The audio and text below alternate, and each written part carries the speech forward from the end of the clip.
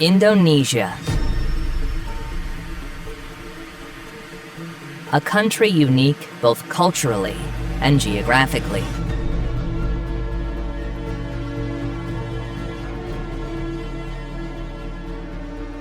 It's an archipelago consisting of over 17,000 islands.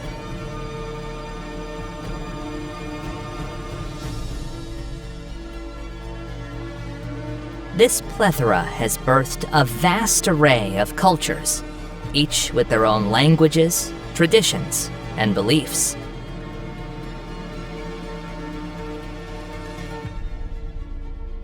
A massive and magnificent land.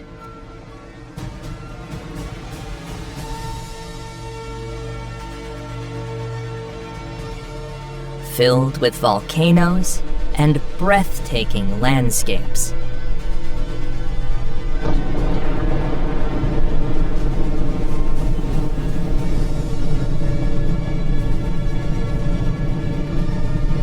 Krakatoa has historically been one of the most feared volcanoes.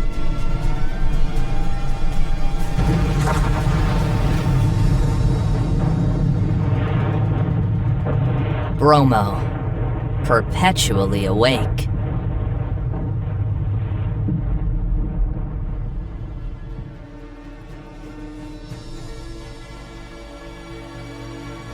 In this documentary, we'll showcase what Indonesia is all about. Its volcanoes, culture, people, and the astonishing wildlife found on its islands.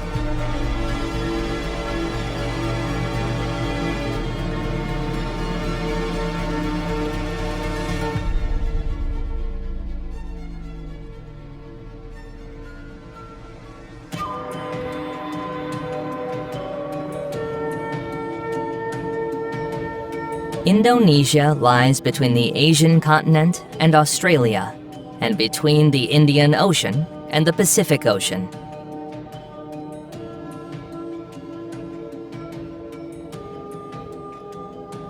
Its main islands include Sumatra, Java, the southern part of Borneo or Kalimantan, Sulawesi, the western part of New Guinea or Papua, and the Maluku Islands.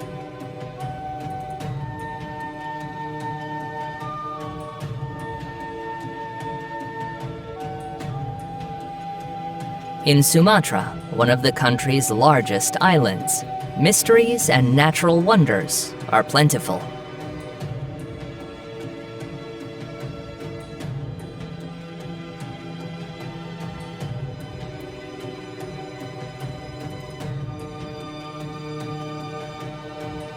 Many parts remain unexplored, as it is rarely visited by tourists.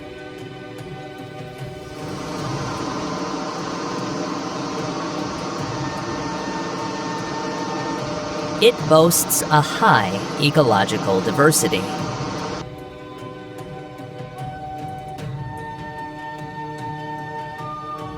From coastal mangroves to the dense tropical forests of its mountains.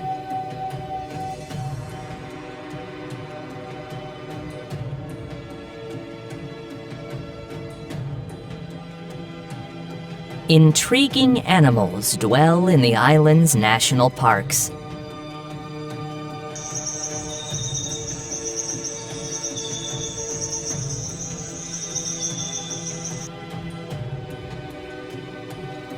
Hundreds of bird and mammal species, some being among the rarest on Earth.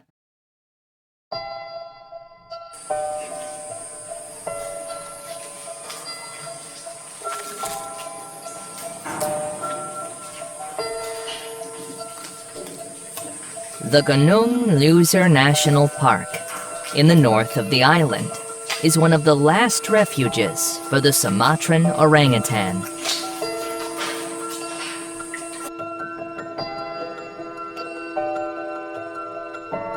This primate ranks among the most intelligent in the animal kingdom.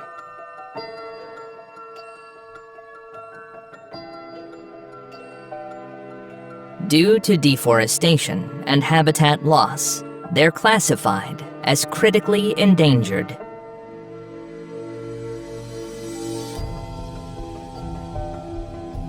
Males lead solitary lives, actively defending their territories.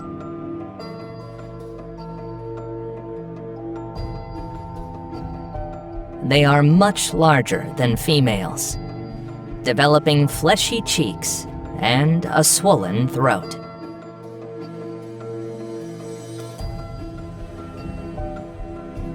Females typically give birth to just one offspring.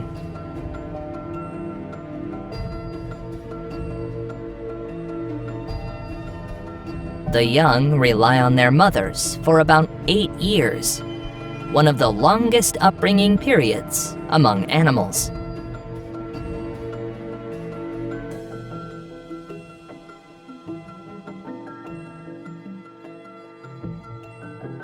Upon giving birth, females become extremely dedicated mothers.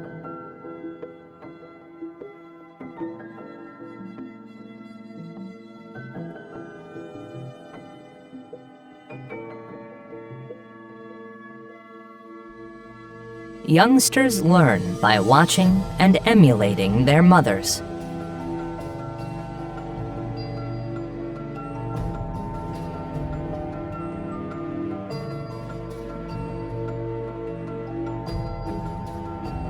Skills in foraging, tool use, and nest building are passed on in this manner.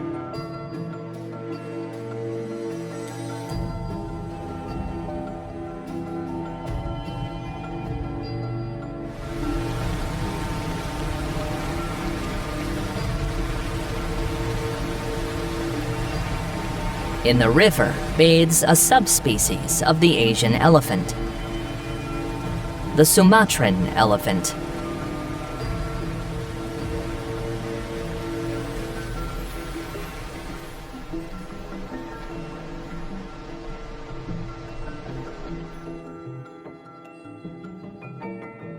The shadow of extinction looms over this species, yet conservation efforts aim to reverse their fate.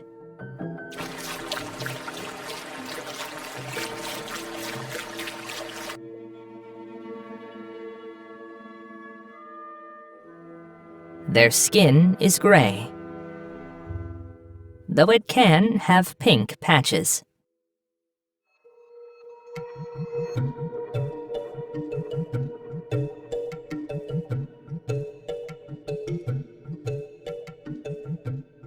Like other elephant species, Sumatrans are social creatures that live in matriarchal groups.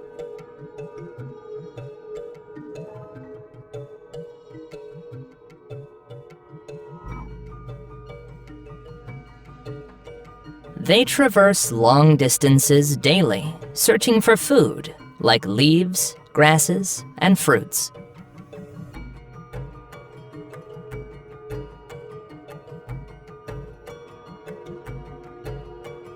Ending poaching and preserving their habitat is vital for their survival.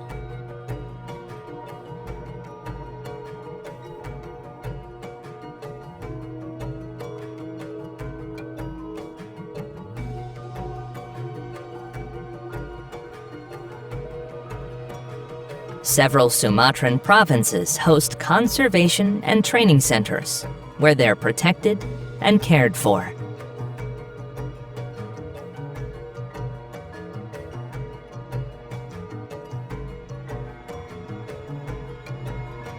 The Teso Nilo National Park in particular is crucial for their recovery.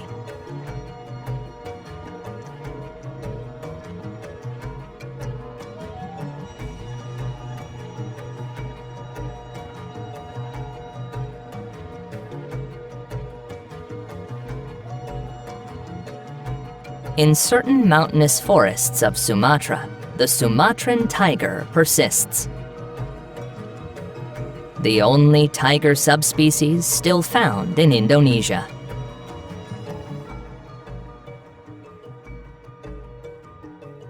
It's the smallest of all living tiger subspecies.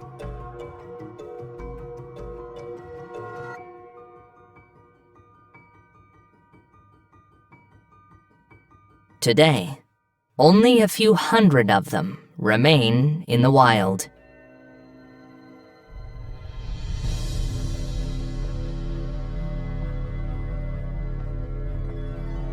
Their fur is a dark orange with black stripes.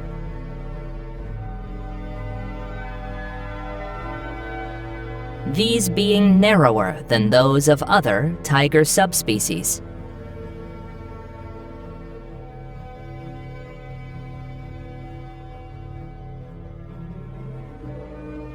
Their diet comprises deer and wild boars, but they can also hunt birds, fish, and smaller animals.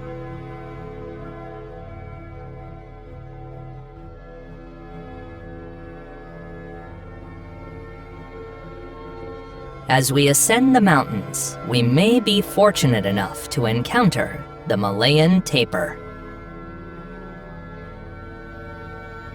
the largest among tapirs.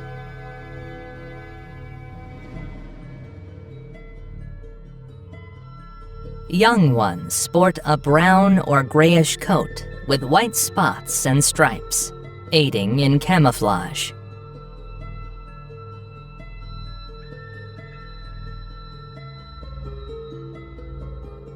As they mature, their coloration shifts to a two-toned pattern, with a black front and a gray or creamy white rear.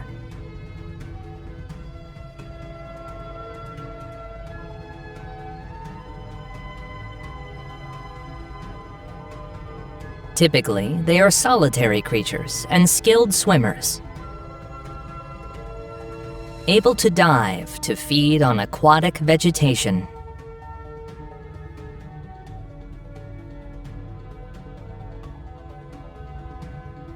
In cloud forests and swamps, the Sumatran rhinoceros endures, a living relic from the past.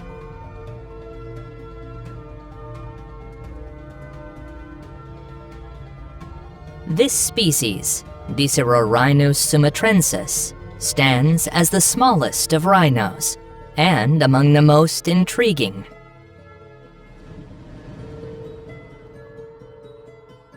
It has maintained its appearance for about 2 million years. Evidence suggests a link to the extinct woolly rhinoceros.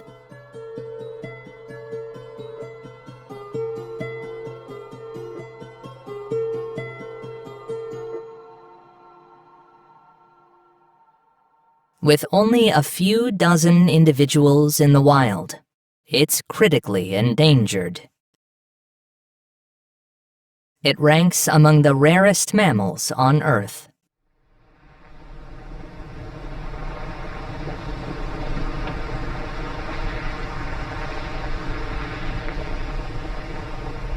Beyond its biodiversity, Indonesia resonates with the warmth of its volcanoes and earthquakes.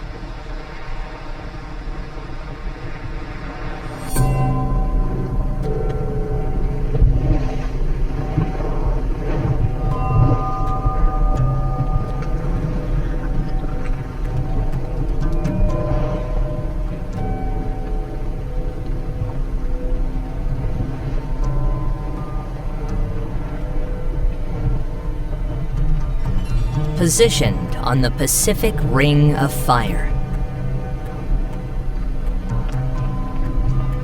It's home to most of the world's active volcanoes and an earthquake-prone area.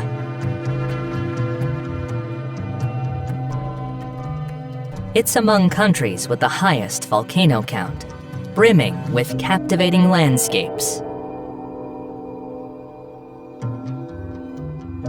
And the nation with the most active volcanoes, scattered across several islands.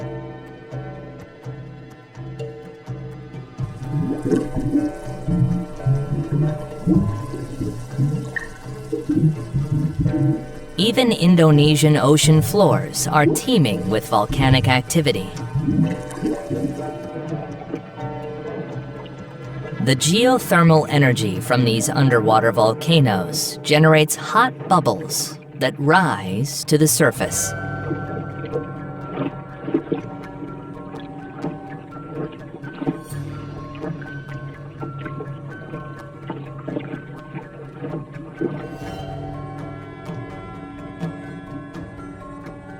Lake Toba, located in Sumatra, is the world's largest volcanic lake.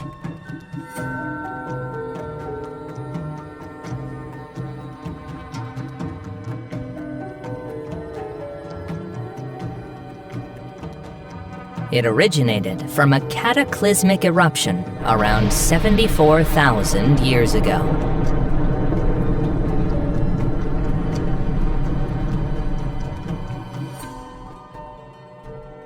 The area surrounding this lake is inhabited by the Batak people, famed for their unique houses.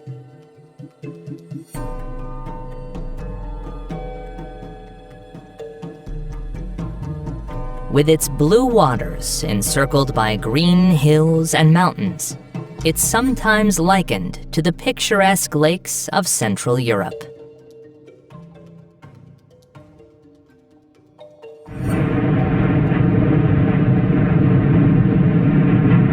The Krakatoa volcano, nestled in the Sunda Strait, is infamous for its catastrophic eruption in 1883.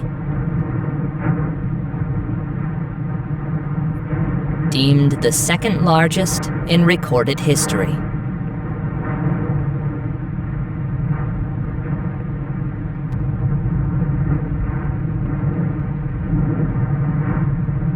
Explosions were so loud, they were heard in Western Australia.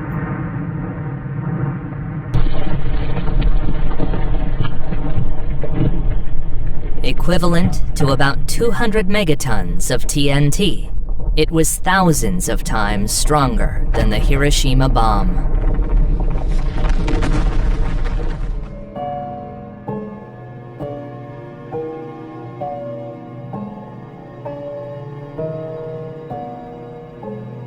Pyroclastic flows combined with volcanic ash and tsunamis, devastating the region and impacting climates globally. A British captain from that era wrote, "A horrendous explosion, so fierce it shattered crew members' eardrums with a continual rain of stone and dust."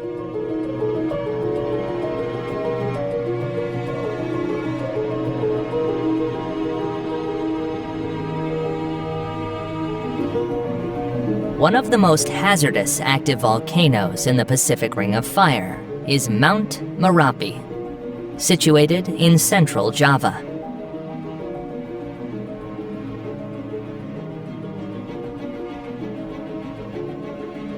Ancient Indonesian legends and monumental forces are entwined around it.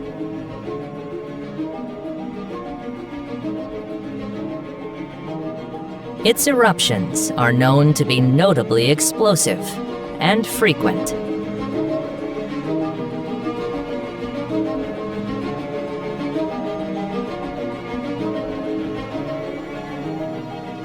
But Merapi isn't solely a harbinger of destruction. Its slopes are fertile from volcanic ash, facilitating the region's thriving agriculture.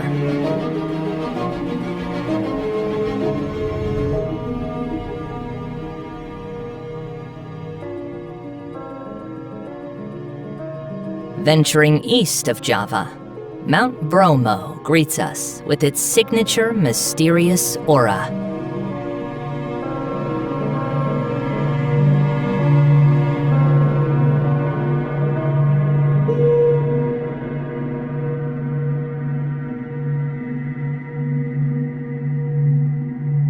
It sits within a massive caldera named the Tengger caldera.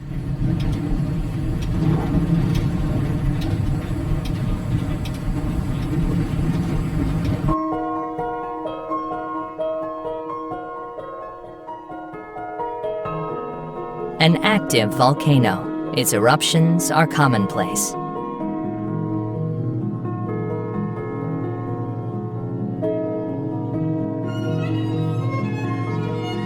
Toxic gases emitted in the crater area pose a continual threat.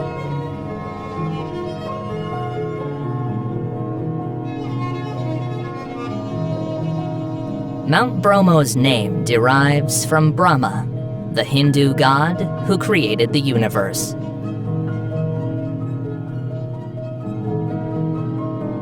Every year, the Tengur pay tribute in the crater with food and flowers.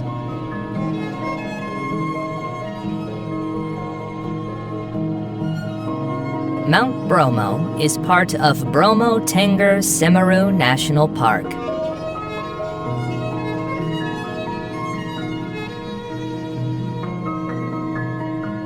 One of Indonesia's few deserts is located in this area.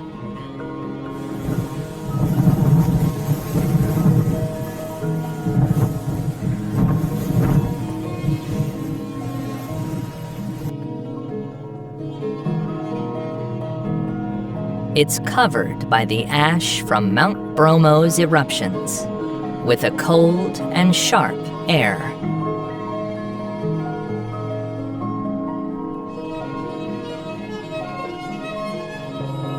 This is the Sea of Sand, a desert plain more reminiscent of a lunar landscape than a tropical country.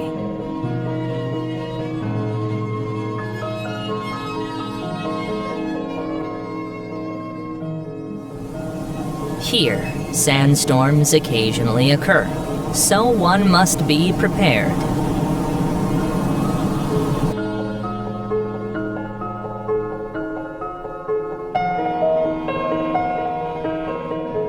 A blue gleam beckons us to explore another of East Java's volcanic treasures, the Ijen volcano.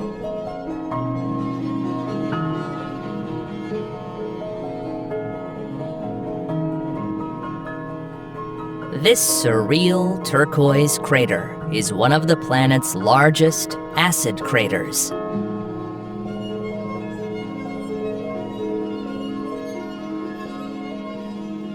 At dawn, when the first light of day filters through the horizon, the crater lake shines brightly. And sulfur vapors create clouds.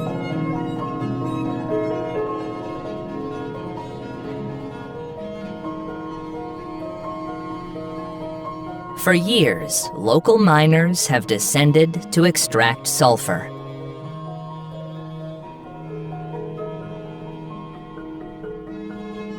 Taking risks, as it's a tremendous and dangerous task. At dusk, Ijen reveals an unexpected spectacle.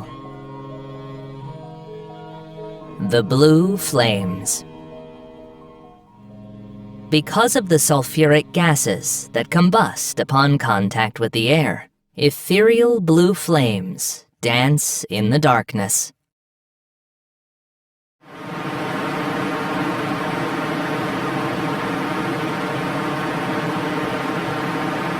We follow the sound of water to find another Javanese natural wonder. Tumpak Sewu, with Mount Semeru in the background.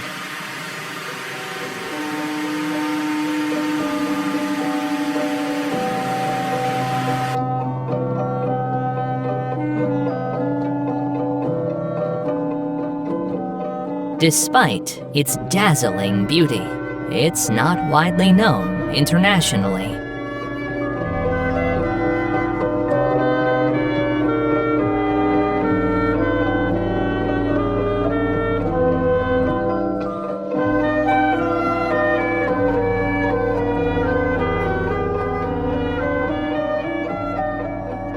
From above, the view is simply extraordinary.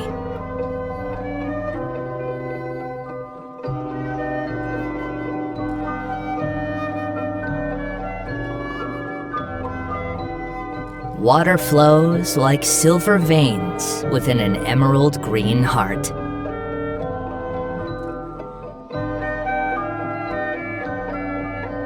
It's said that nature spirits inhabit the surroundings.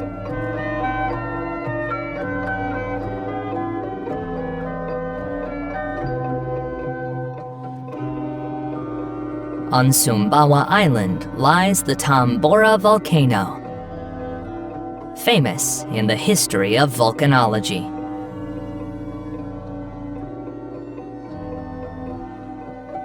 In 1815, the most powerful eruption recorded in modern history occurred here. It was 4 times stronger than Krakatoa, leaving behind the massive caldera visible today. It's believed to have caused the deaths of between 71,000 and 250,000 people, both directly and indirectly.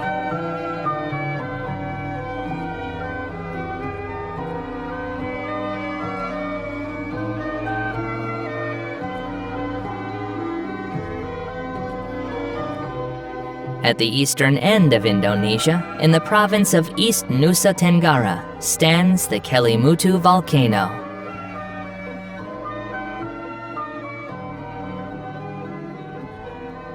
It's a complex volcano with 3 crater lakes at its summit.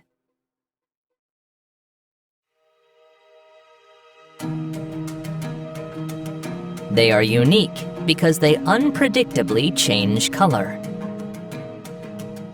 ranging from blue, green, and black to red and brown, depending on volcanic activity and the sun's position.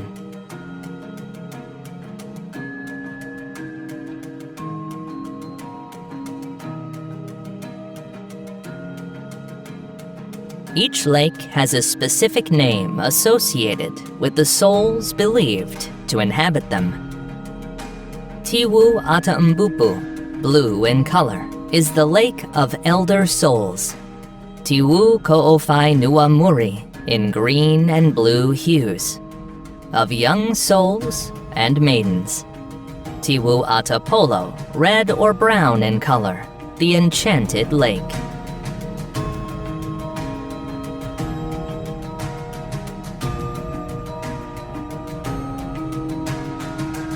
Returning to Java, in the central area of the island, Borobudur awaits.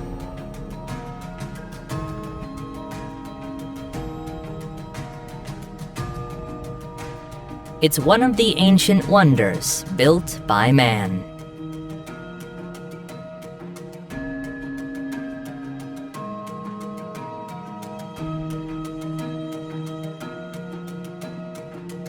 Not a typical temple, but a stone mandala embodying Buddhist enlightenment.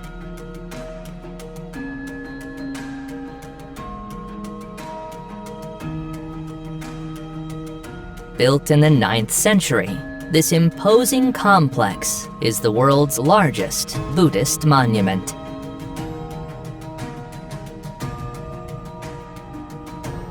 Astonishingly, Borobudur was hidden under volcanic ash and vegetation for centuries, until its rediscovery and restoration in the 19th century.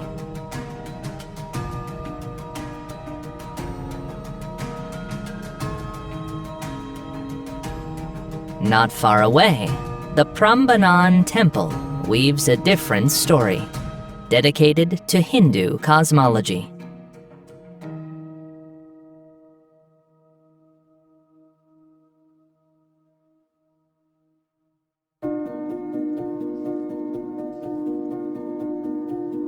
It's a complex of Hindu temples with slender and pointed towers.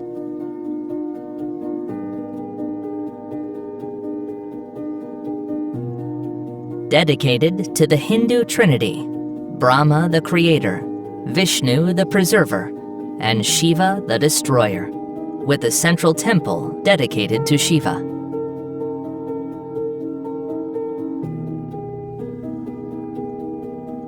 The reliefs in Prambanan are equally captivating, among which stand out a series of panels narrating the epic Ramayana.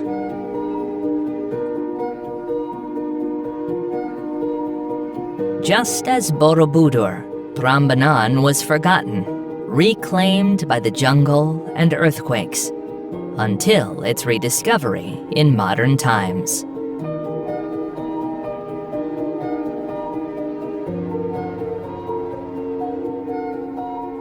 Crossing the Java Sea, we arrive at a much smaller island, yet far more renowned worldwide.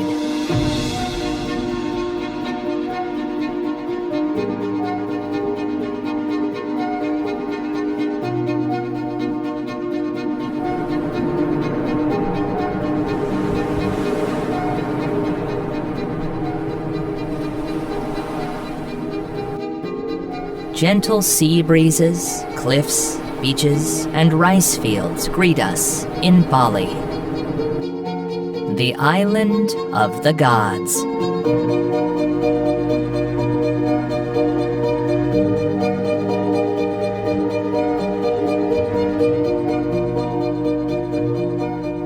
Here, spirituality and beauty blend in a symphony of nature.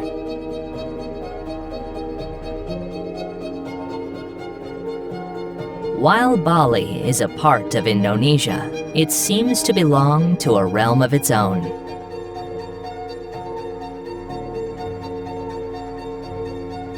The island is distinguished by its peaceful culture, stunning panoramas, and a serenity that attracts tourists.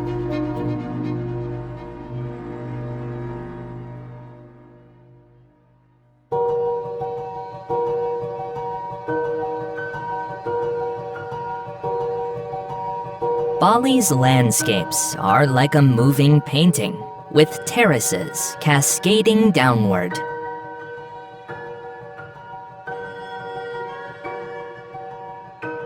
Centuries ago, the Balinese began carving the hillsides to cultivate rice, thus creating an intricate mosaic of green fields winding through the hills.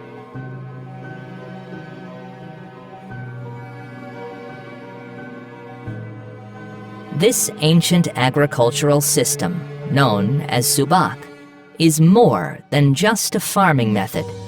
It's a philosophy, a community, and a way of life.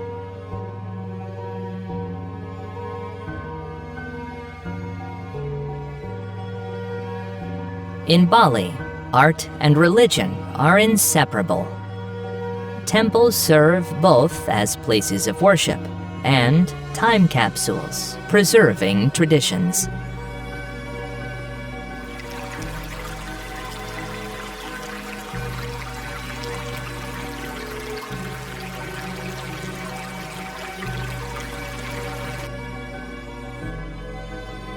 The Uluwatu Temple is among the most iconic.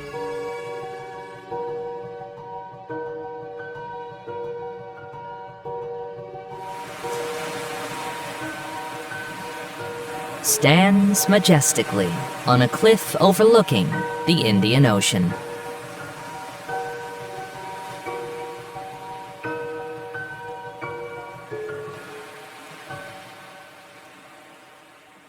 It's one of the 9 temples believed by Balinese to protect the island from evil spirits.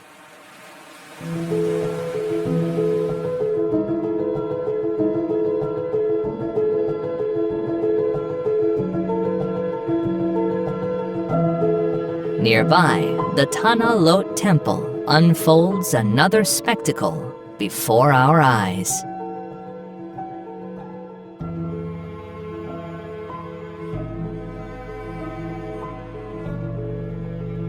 As if a piece of land between sky and sea. It stands on a rock isolated during high tide.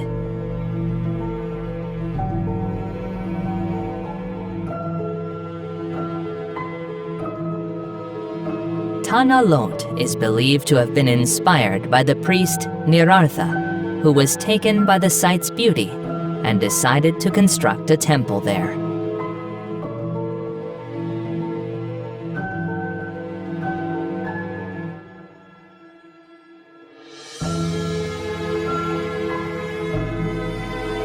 A fascinating aspect of Tanah Lot is the sacred cave at its base, supposedly guarded by a mystical sea snake.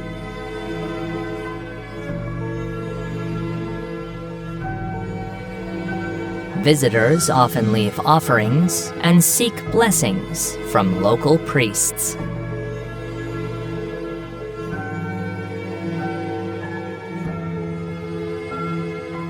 We head to Ubud, Bali's heart, where culture, art, and nature intertwine.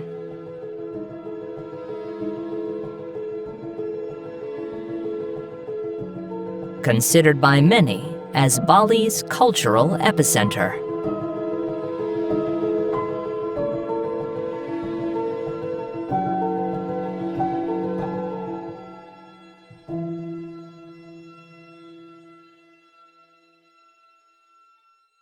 Surrounded by rice fields and jungle areas.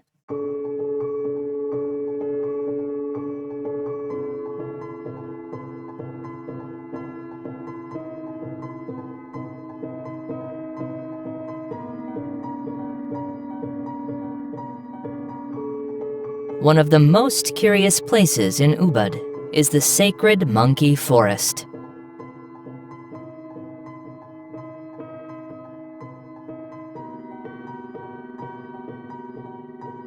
It's a sanctuary inhabited by hundreds of mischievous monkeys.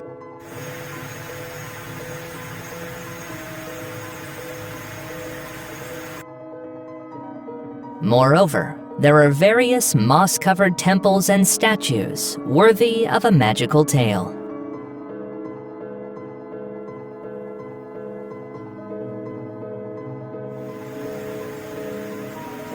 Generally, the monkeys aren't dangerous, but caution is advised, as some might snatch objects or food from visitors.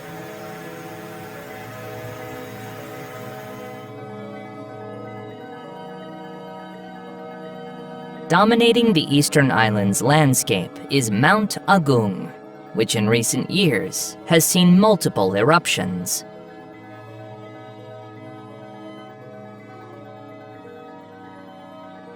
Bali's highest peak, the mother of all mountains, is deemed sacred by the Balinese. Believed to be the home of the gods, temples are built aligned with the mountain, and locals frequently pray facing it.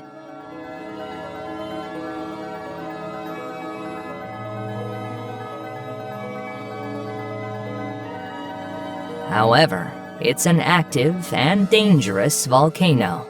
A major eruption could be disastrous for nearby residents.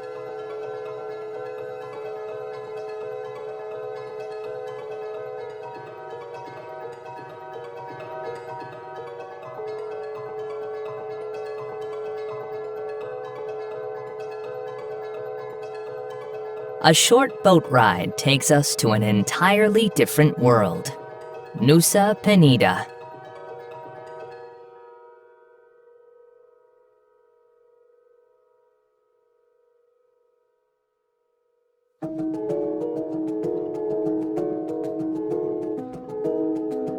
Located just off Bali's southeast coast, this island is a haven of natural beauty and serenity.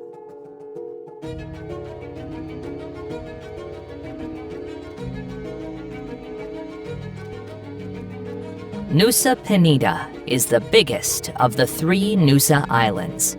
Nature's magic wand touched this place.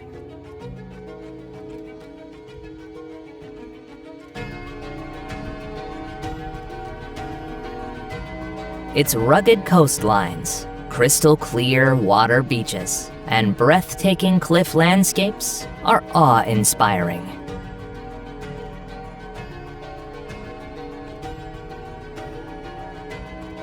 The most beautiful beaches can be challenging to access, and strong currents often prohibit swimming in some areas.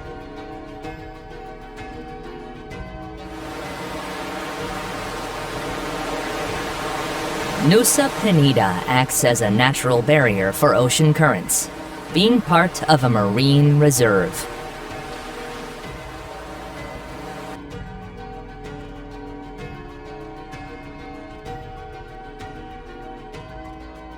In Manta Bay, divers and snorkelers get the chance to swim alongside giant manta rays.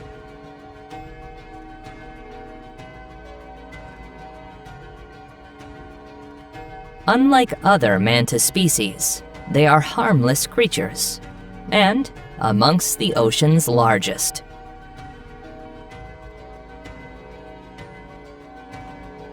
Their constant motion pushes oxygen-rich water through their gills.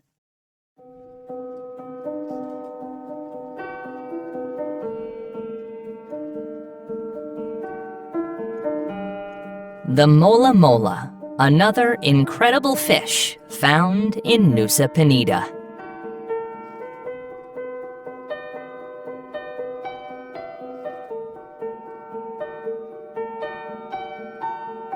It's the world's heaviest bony fish.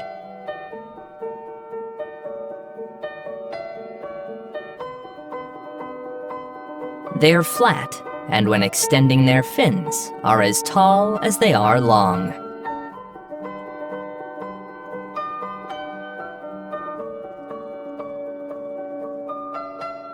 Usually solitary swimmers, they occasionally group.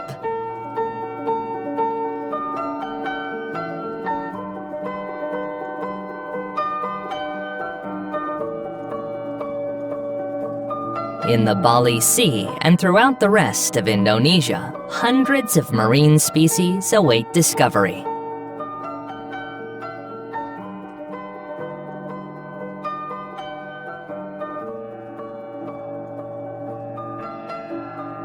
Some are strange and peculiar.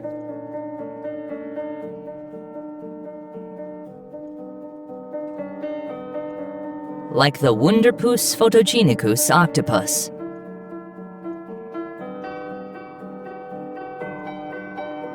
It can quickly alter its color and shape to evade danger.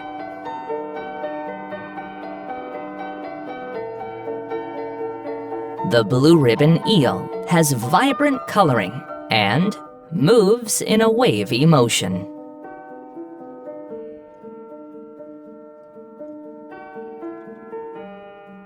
Garden eels burrow into sandy seabeds to shelter and catch food drifting in the current.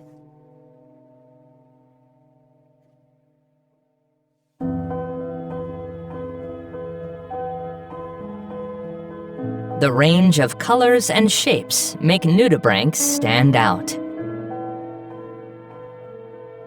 They shed their shells after the larval phase. The term nudibranch describes their visible respiratory organ.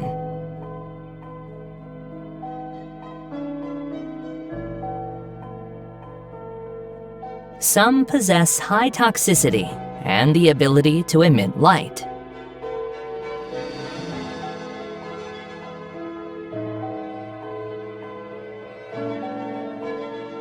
We set sail eastward from Nusa Penida, crossing the blue Indonesian waters.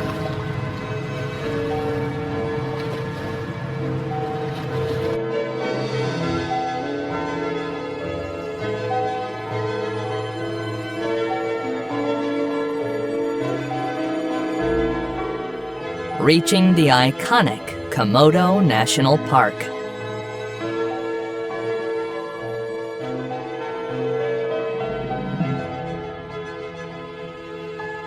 It is a conservation area covering the islands of Komodo, Rinca, and Padar, as well as several islets and marine areas.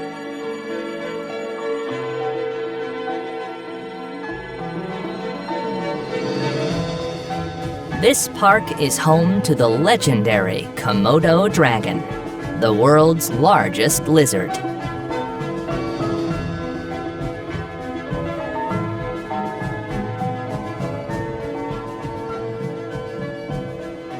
It should not be confused with the water monitor, the second largest lizard, found across much of Southeast Asia.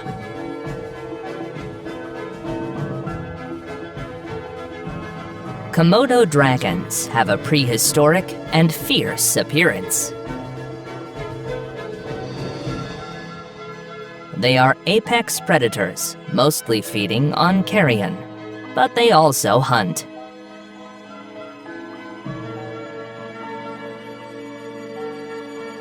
The water buffalo, which resides in various parts of the park, is one of their prey. Straying from the group makes a juvenile an easy target.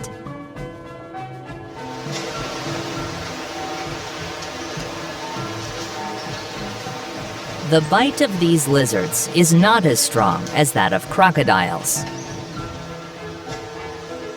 but it's highly venomous, capable of killing their prey in just a few hours.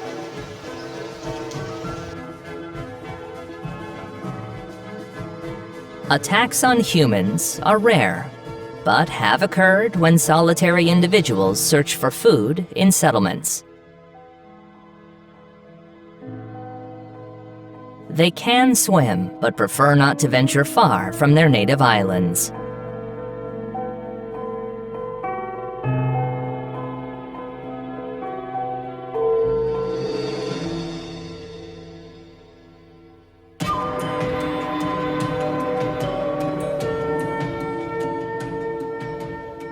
Sailing northeast, we reach Raja Ampat, an archipelago not widely known internationally, making it a hidden gem.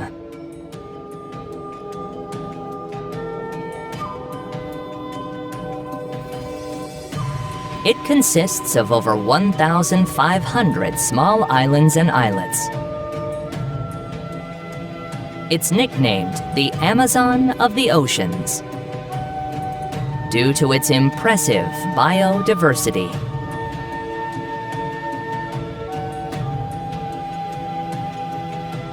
The waters surrounding Raja Ampat have one of the world's highest marine species diversities.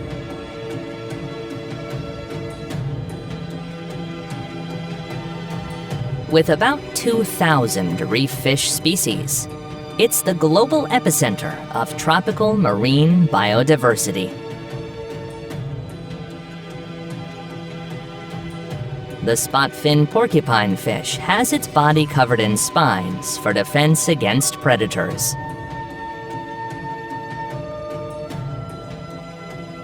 The pygmy seahorse has evolved to camouflage amidst the gorgonians.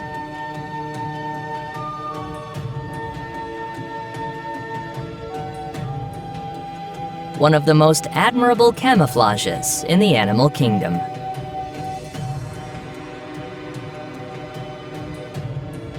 In the areas adjacent to Raja Ampat, in West Papua, it's possible to spot the whale shark.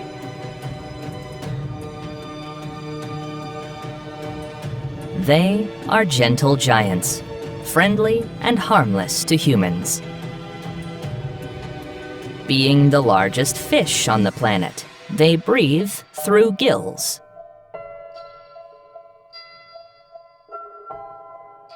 Their wide mouths contain thousands of tiny teeth. They traverse broad distances across the oceans, feeding by filtration, consuming plankton, microscopic plants, and small fish.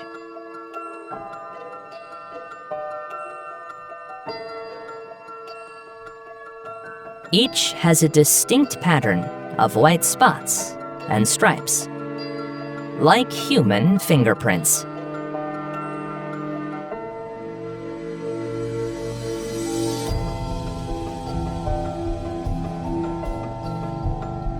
To the west, we find a region of rainforests adapted to river geography. We are in Borneo, or Kalimantan, shared by Indonesia, Malaysia, and Brunei. The Bornean orangutan subspecies, which represents the largest wild orangutan population, resides here.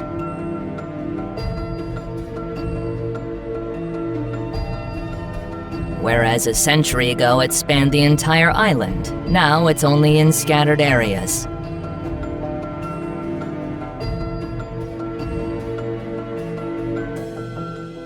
In Kalimantan, rivers turn into floating markets.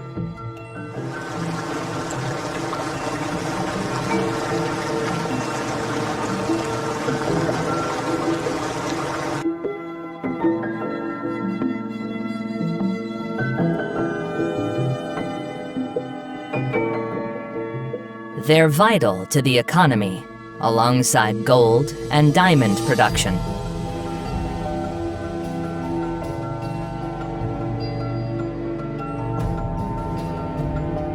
Entire families rely on this water-centric lifestyle.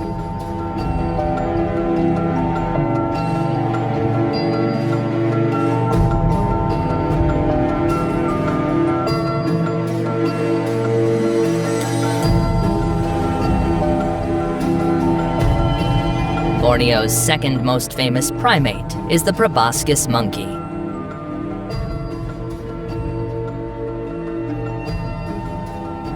They mainly inhabit coastal areas, along rivers, and in mangrove forests.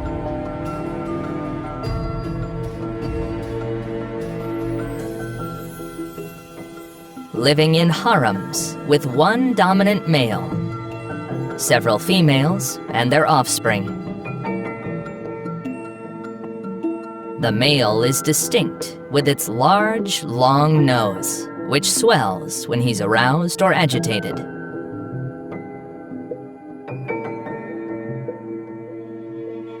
It's believed that the nose size enhances vocalizations and is a desirable trait for females.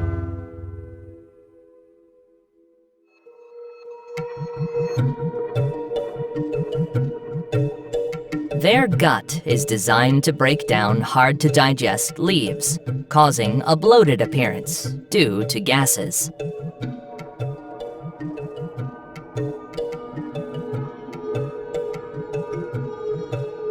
They are skilled climbers, spending most of their life in trees.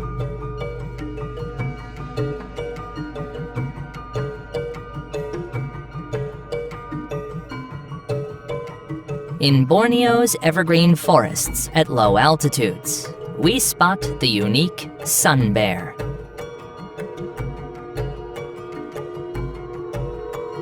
Decades ago, it was common in Southeast Asia's tropical forests.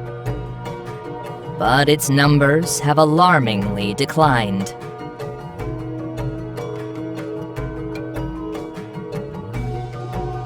It's the smallest among bears, yet it can be aggressive.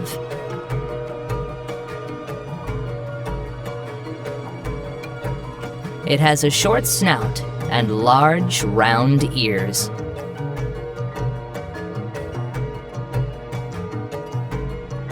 With long, curved claws, adapted for climbing and digging for insects and honey.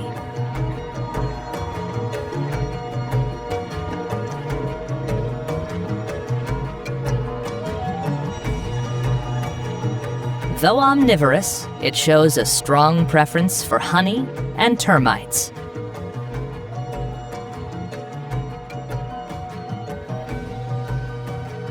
They are solitary creatures that mark their territories with scent glands.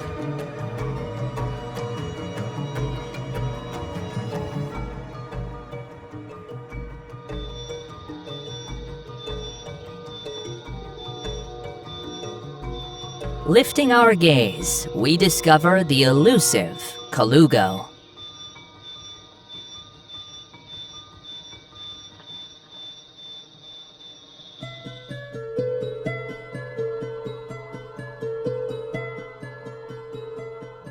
a common inhabitant of the middle and upper layers of the forest canopy.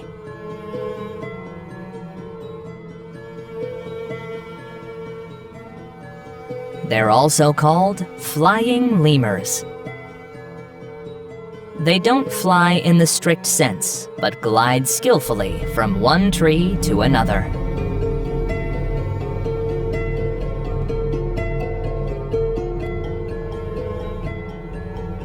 Females give birth to a single offspring after a gestation period of about 60 days.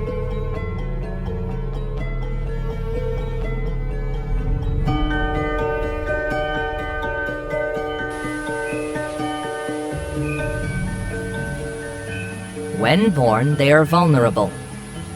They cling to their mother's belly, protected as she moves through the trees.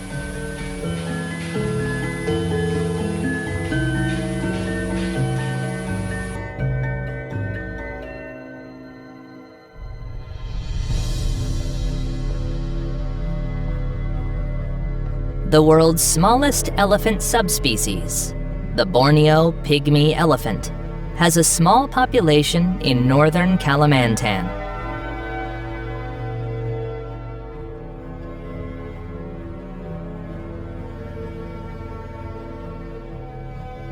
Usually found in lowland tropical forests and river valleys.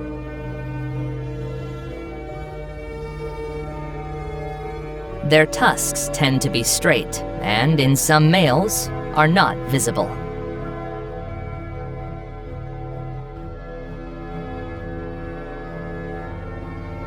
Moving in matriarchal groups, these animals are led by an adult female and consist of females and young ones.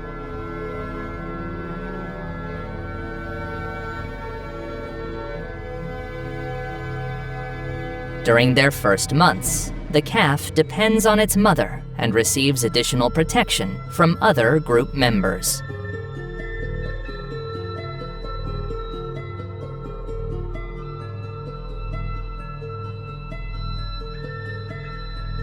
They are only found in the northern sector of Borneo, with several dozen individuals in Kalimantan, and the majority in the Malaysian part.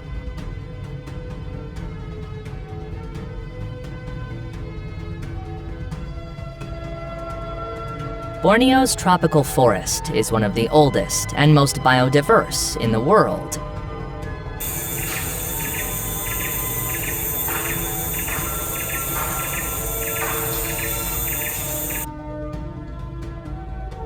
In addition to the fascinating wildlife, this part of the planet houses unique and endemic plants.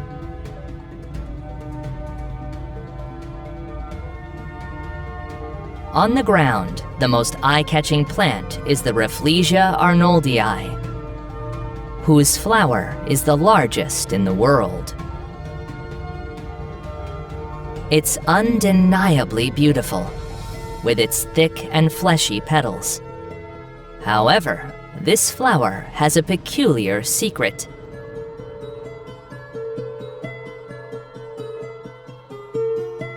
When it blooms, it releases an intense smell of decaying flesh, attracting flies and beetles to pollinate it.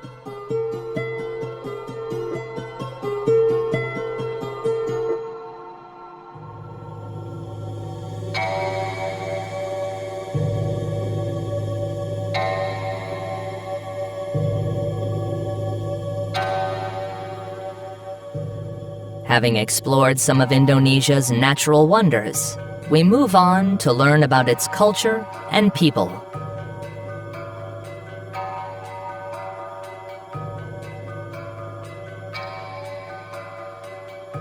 Jakarta is Indonesia's largest city, the most populous, and one of Southeast Asia's oldest continuously inhabited cities.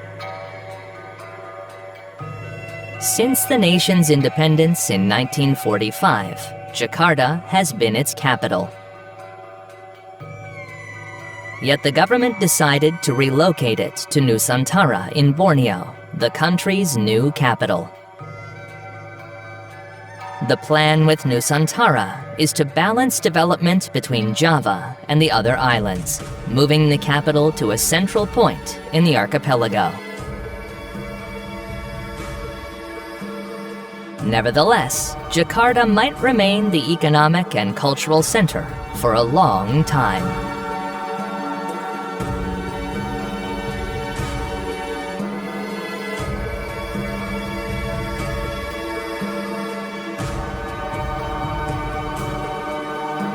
This megacity contrasts sharply with the serene nature and relaxed pace of other islands.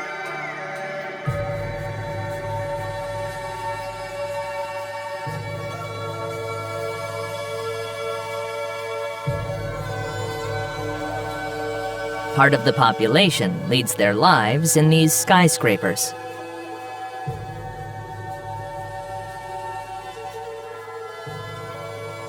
The massive shopping centers are the main places for leisure and commerce.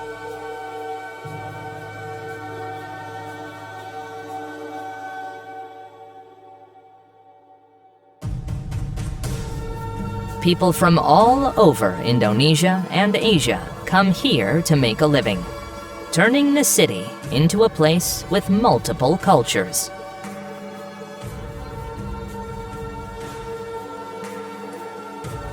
Walking through the city, the iconic Monas shines as a symbol of Indonesia's freedom.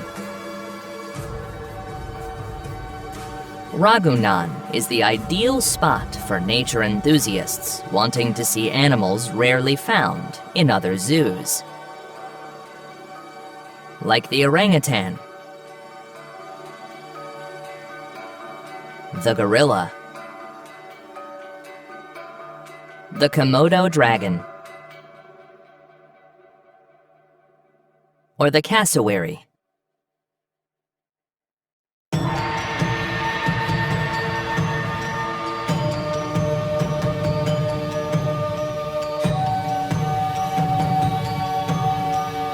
Among all the islands of Indonesia, there are over 1,200 ethnic groups. Between volcanoes and fertile agricultural lands lies the Javanese ethnicity, the country's largest ethnic group.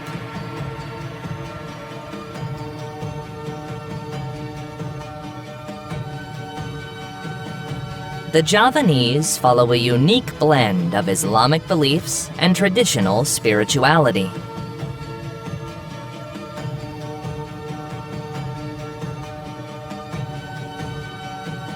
They are predominantly Muslims, though some of their customs and rituals incorporate elements from Hinduism, Buddhism, and animist beliefs.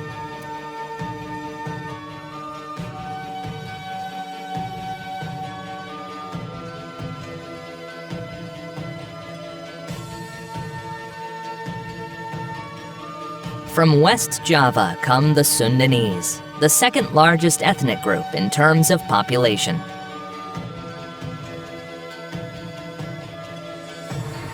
Their customs and traditions reflect an inherent sense of politeness and respect towards others.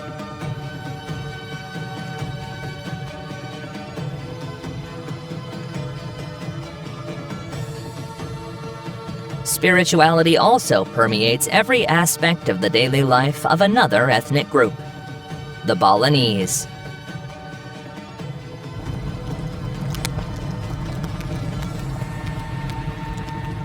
Group cremation ceremonies are commonly observed,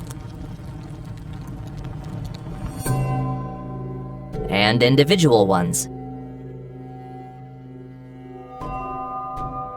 Balinese Hindus believe that the soul remains trapped in the body until cremation.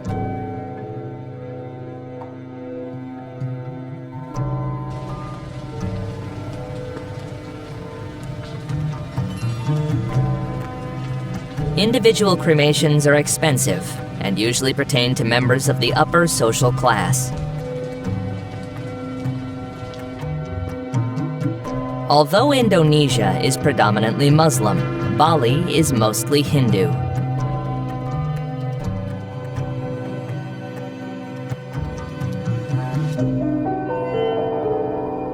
It's a unique form of Hinduism, blending with animistic beliefs and the worship of local deities. Throughout the day, especially in the morning, Balinese make offerings known as kanang sari.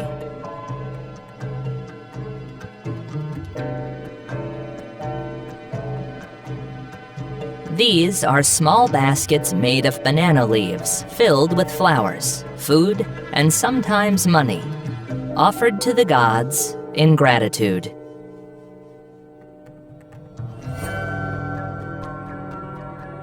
Silence is also a part of Balinese culture.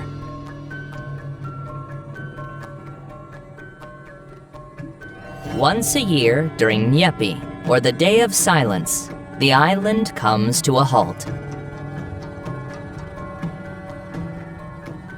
There's no traffic, lights, or work. Balinese spend the day in reflection and meditation.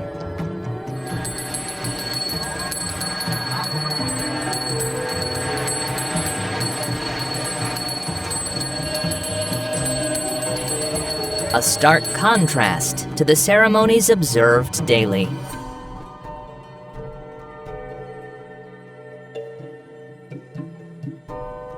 In central and southern Borneo reside the Dayak, an ethnicity composed of various indigenous groups, each with its own customs and ways of life.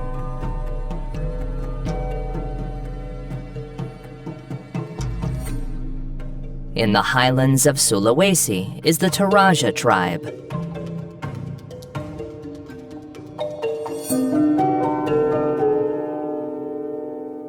One must mention the peculiar crested black macaque,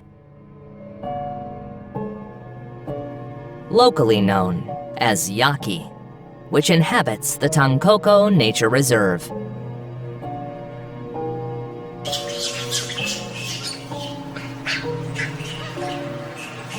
Its most distinctive feature is the crest on its head.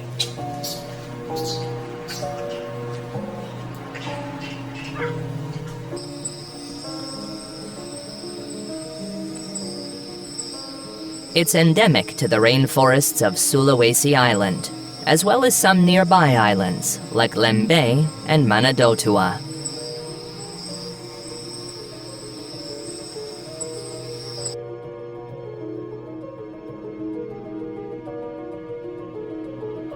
Another strange animal from Sulawesi is the babirusa.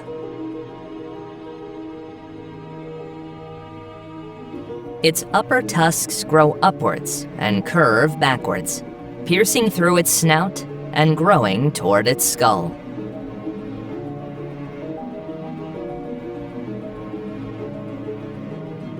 If not worn down, these tusks can grow long enough to penetrate the animal's skull.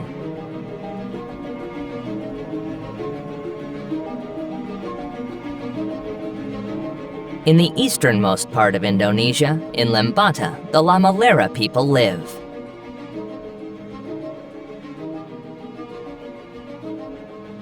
For centuries, they've engaged in traditional whale hunting as a means of subsistence.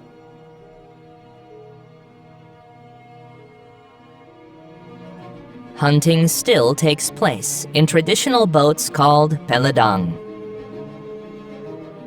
The food serves to feed the entire village, which is why they are exempt from the global ban on whale hunting.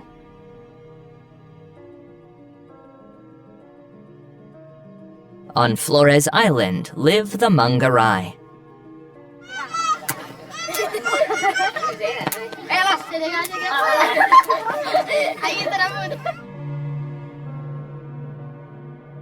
This island was somewhat of a lost world. Animals extinct elsewhere since prehistoric times survived here.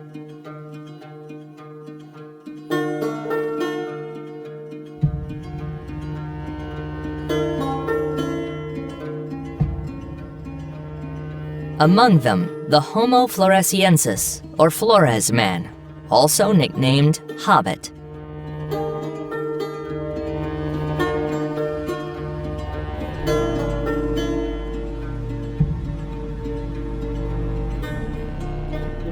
Based on islanders' accounts, some authors suggest this being might still live in Flores.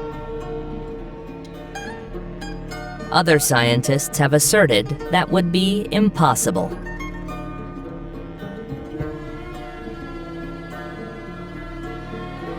The fact that Indonesian folklore speaks of the orang pendek and reported sightings have persisted for over a century surely sparks curiosity.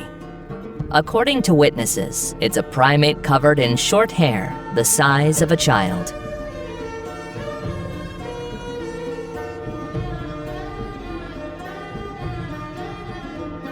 Among the mountains and pristine jungles of West Papua, the Dani tribe resides, whose culture and way of life have largely remained unchanged for centuries. Traditionally wearing only the essentials, tribe members adorn their bodies with feathers, shells, and natural pigments. They face the challenge of balancing the preservation of their ancestral culture with adapting to a changing world. In South Papua, another of these indigenous tribes resides, the Asmat. Canoes are essential to them. Hand-carved from tree trunks. They use them for transportation, fishing, and ceremonial rituals. The Asmat are expert navigators and fishermen, with the canoe representing a symbol of status and skill.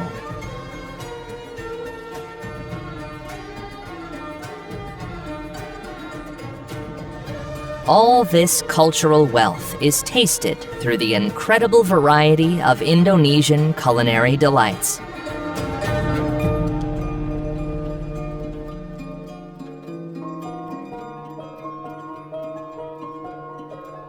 The sate, or satay, is essentially grilled meat skewers.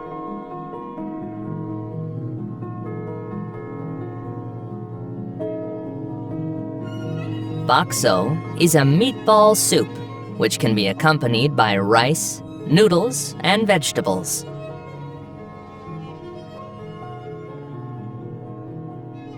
A popular dish is nasi goreng, fried rice served with meat, vegetables, and sometimes a fried egg.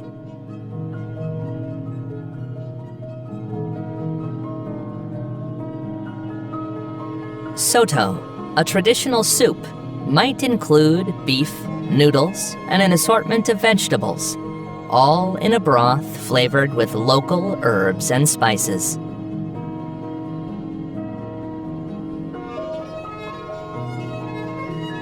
Rendang, originating from the Minangkabau region in Sumatra, is a slow-cooked beef stew prepared in coconut milk and a blend of herbs and spices.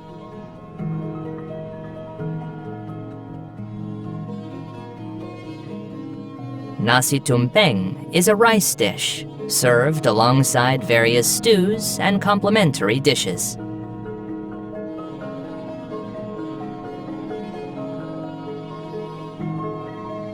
Keripik usus ayam are cleaned chicken intestines, seasoned and then fried.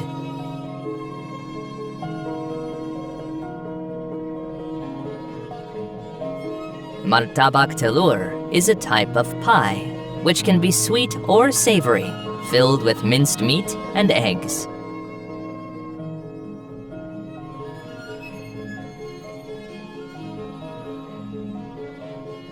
Karabikang is a dessert made of glutinous rice, palm sugar, and shredded coconut. It's presented as small cakes and is popular at traditional festivals.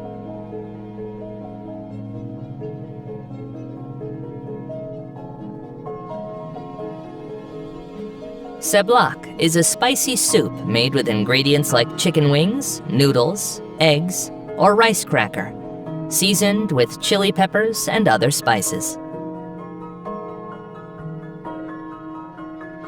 Kerak telur is a crispy cake made from glutinous rice, eggs, shredded coconut, and a spice blend. It's slowly cooked to achieve a crispy surface and a tender filling. Bubur asura is a stew made with rice, legumes, and other ingredients. It's usually prepared during the day of Ashura in Islamic culture, consumed as a way to commemorate and give thanks.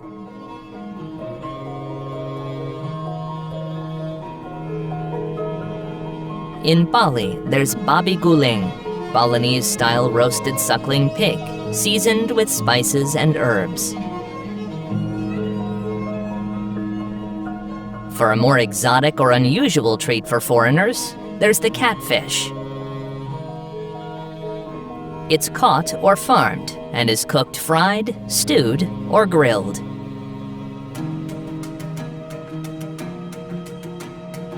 Bats are consumed in specific areas, like Sulawesi and the Moluccas Islands, albeit less so nowadays.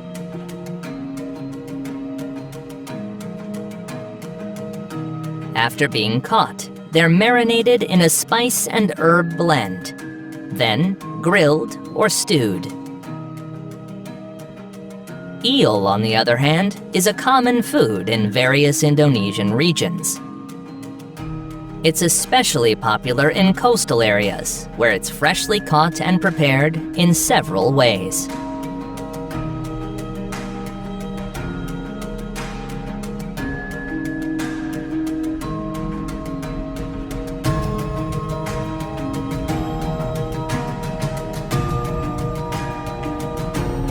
In Indonesia, faith profoundly influences daily life.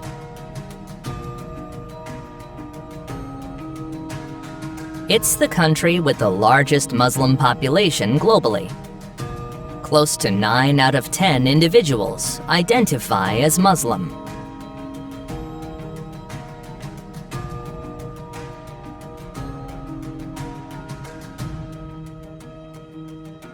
However, it's officially a pluralist nation. Islam, Protestantism, Catholicism, Hinduism, Buddhism, and Confucianism are all recognized. The diversity and complexity of this country become even more apparent when diving into linguistics. With over 700 recognized local languages, Indonesia is one of the world's most linguistically diverse nations.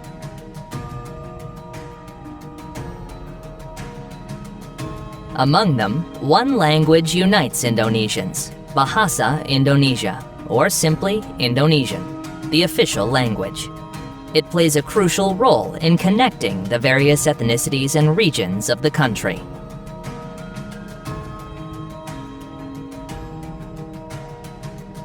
Using the Indonesian language is mandatory in schools, and it's employed in government administration, media, and literature.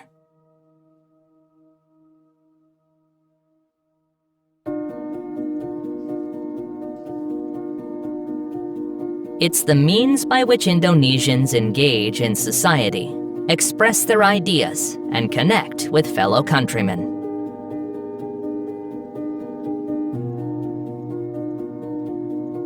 Interestingly, the Indonesian language is known for being relatively easy to learn. It lacks complicated verb conjugations, gender grammar, and uses the Latin alphabet.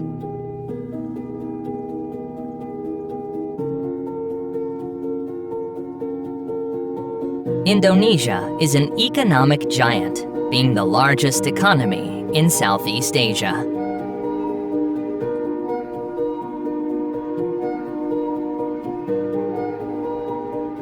Its economy is as diverse as its thousands of islands, showcasing a mix of industries and economic activities.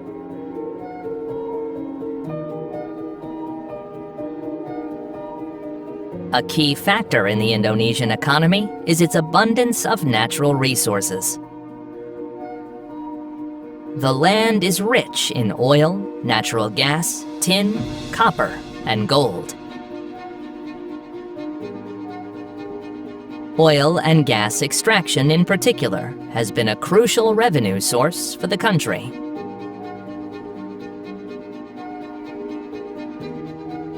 Though in recent years there's been a push to diversify the economy to reduce its reliance.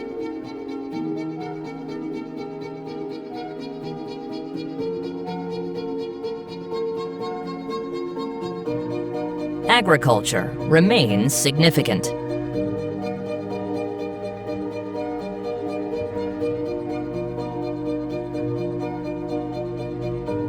Indonesia is one of the top global producers of rice, tea, coffee, spices, and palm oil.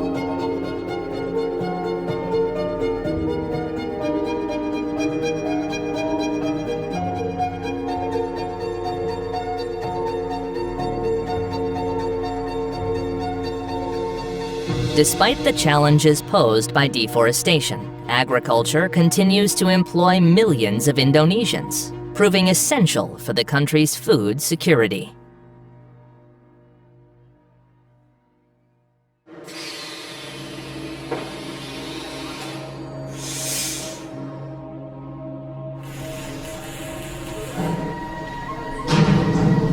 The nation has also seen rapid growth in the textile, electronics, automobile, and footwear industries.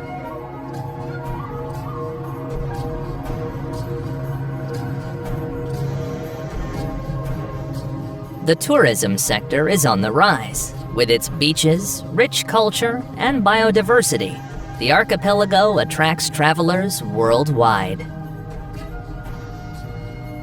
While Bali is the most popular destination, interest in other islands is growing.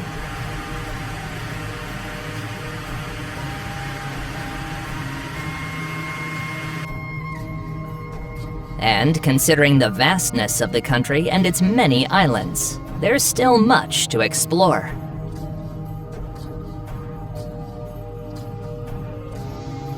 Like the tidal bore, which occurs in the Kampar River of Sumatra. It's a natural phenomenon where an incoming tide forms a wave that moves upstream against the river's current. This phenomenon is quite rare and occurs in only a few places worldwide. Because of all this, Indonesia meets many conditions to become a global economic powerhouse in the future. It's the fourth most populous country in the world and boasts a young, growing population.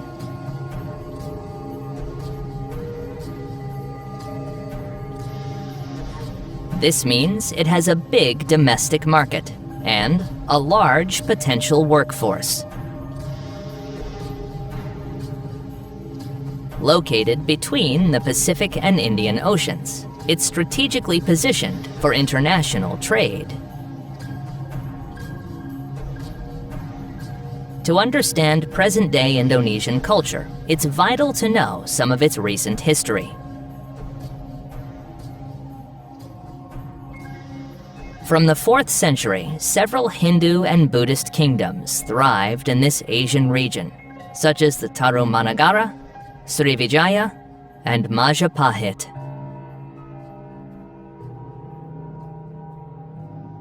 From the 13th to the 16th century, the kingdom of Majapahit became the dominant power. This is considered the golden age of Javanese culture and civilization.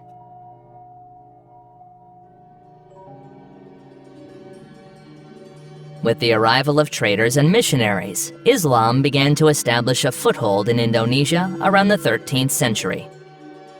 By the 16th century, most coastal states in Sumatra, Java, and Borneo were Muslim sultanates. The country's last sultanate is that of Yogyakarta, which still exists today. In the 16th century, Europeans, primarily Portuguese and later the Dutch, started arriving in search of spices.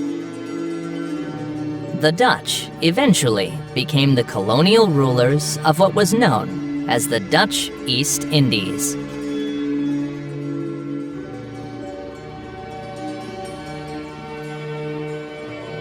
During World War II, Indonesia was under Japanese occupation.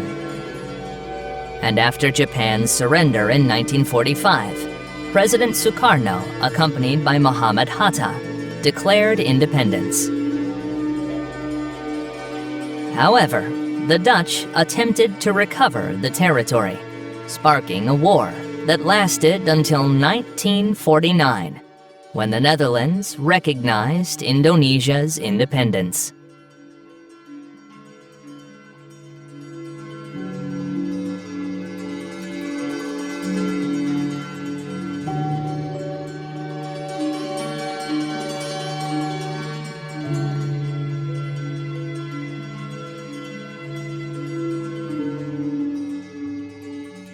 Now that you're familiar with much of the country, you might be considering a visit.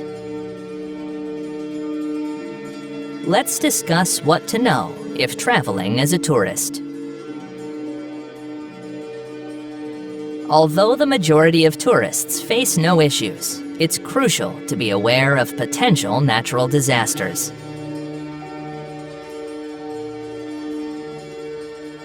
Given its location on the Ring of Fire, Indonesia is earthquake-prone.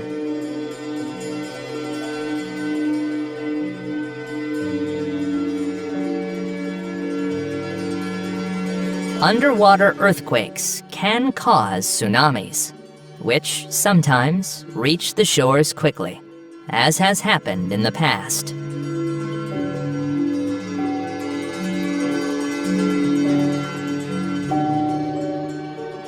With hundreds of active volcanoes, eruptions are a real threat. These can result in pyroclastic flows, ash showers, and lahar flows.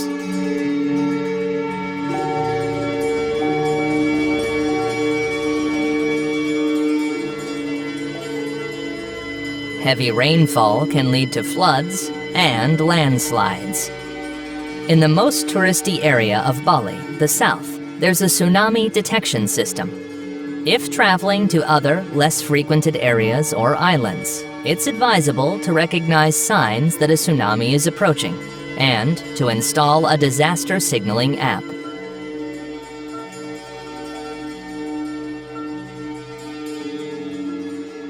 If you feel an earthquake or see the water receding unusually from the shoreline, it's a sign a tsunami might be coming. Move to higher ground.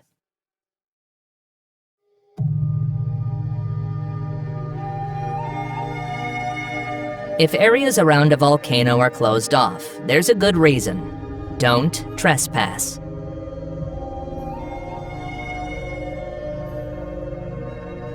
Indonesia spans immense distances. It's advisable to plan your travel route in advance.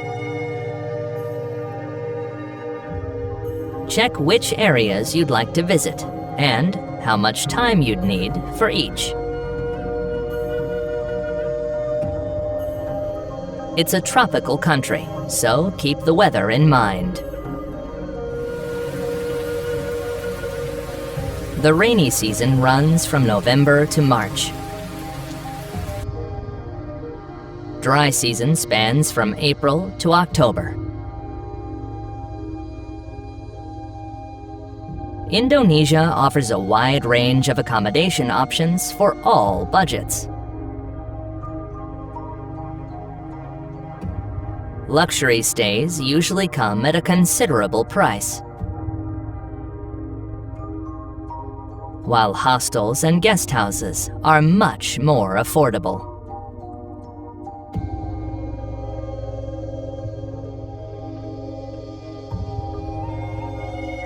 Taxis, rental cars, and buses are common in cities.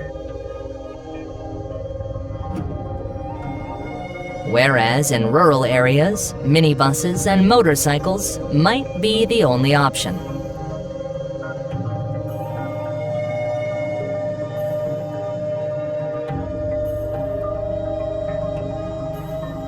On the islands, tourists often rent motorcycles. If you're inexperienced, it's advisable not to. And if you do, always exercise caution and wear a helmet.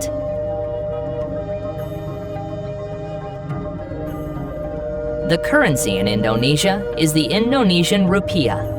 It's advisable to carry cash, especially in rural areas where ATMs are rare and establishments only accept cash. Generally, Indonesia is a safe country to travel in. However, as anywhere, basic safety precautions are recommended.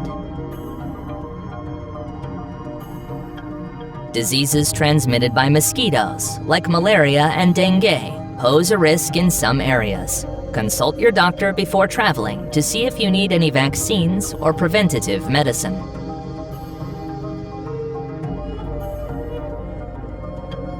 Indonesians are friendly and hospitable. It's important to respect local customs and traditions.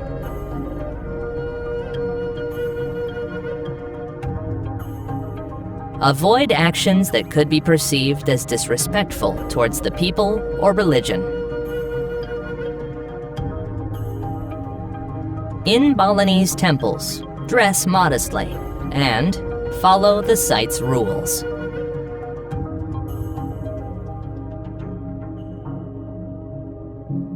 In mosques, appropriate dress is also required, and shoes should be removed before entering, among other rules.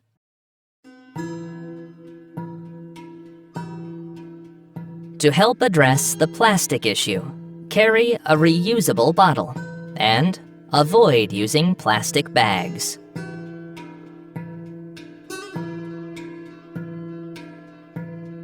Indonesian culture is collectivist, reflecting in everyday life, with a more relaxed pace than the West.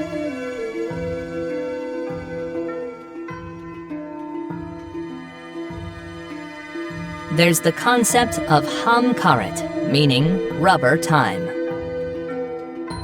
It denotes time expanding and contracting like rubber.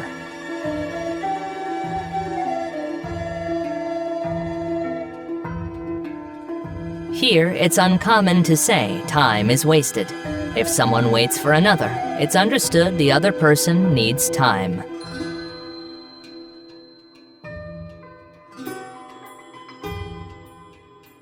Punctuality is valued in business and professional settings. But timing isn't as strict, with harmony in personal relationships prioritized.